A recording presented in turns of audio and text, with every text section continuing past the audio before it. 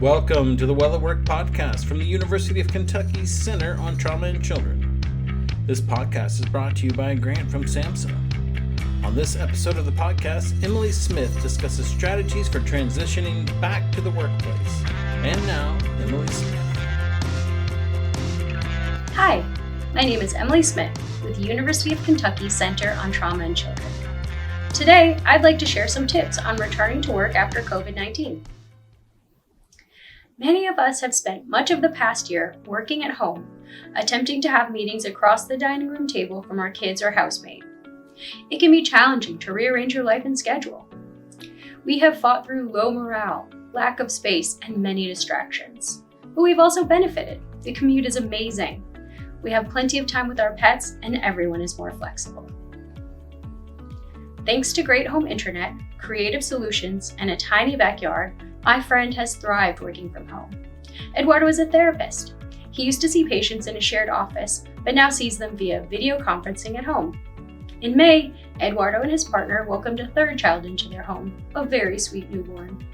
Over a summer, staying healthy at home, the older kids played in the tiny backyard, while Eduardo and the infant saw clients from the living room. Eduardo and his partner, a nurse in the NICU, worked hard to manage distance learning through the fall. A shift change at the NICU, teletherapy with noise-canceling headphones, and virtual check-ins with a supervisor have made it possible. As we prepare to return to office life, here are some things to consider for Eduardo and the rest of us. Returning to work after COVID-19 will look different for every organization, and it seems clear that our work lives are forever changed. Organizations are implementing safety measures suggested by local health departments and considering employee concerns as they plan for a return to the office. Hopefully, your organization has created a team to update policies and procedures which are clearly communicated to the staff. If not, you may want to contact your supervisor. And that's my first tip. Ask your supervisor for a clear, transparent plan for returning to the office. Expect information about cleaning schedules, office spacing, vaccination requirements, and break room policies. Volunteer to be a part of the solution and provide input into the transition plan so that your needs and perspectives are considered. After months of reduced in-person contact, social interactions may become more frequent, and you may find yourself less productive than you were when you were working from home.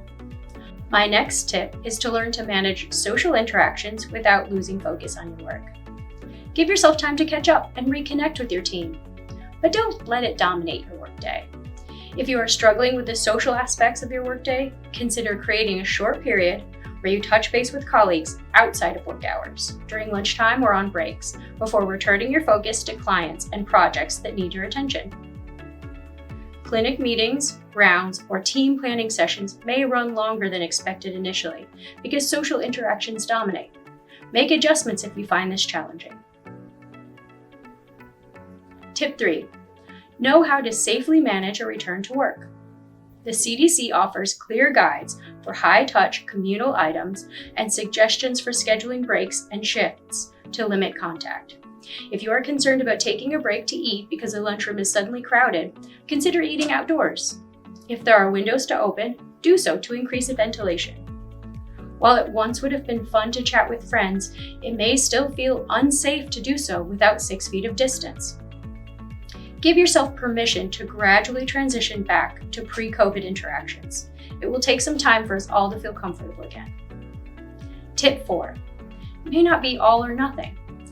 If your productivity has increased or remains steady while working from home, it might be important to still work remotely part-time. Talk to your supervisor about possible flex or hybrid options, and remember to factor in the positive benefits of improved communication and peer support that come from increased contact with your colleagues. Even as vaccines are proving themselves effective, we may not go back to normal for quite some time, and we will have different levels of comfort with the transition for some time. When you return to work, follow public health guidelines. They will help you and your coworkers to stay well at work. Find more tips for staying well at work on our website and at the CDC or your local health department. Thank you for listening to this episode of the podcast. Follow the link in the video description for more resources on our Well at Work website. And of course, stay tuned for more episodes on topics that will keep you well at work.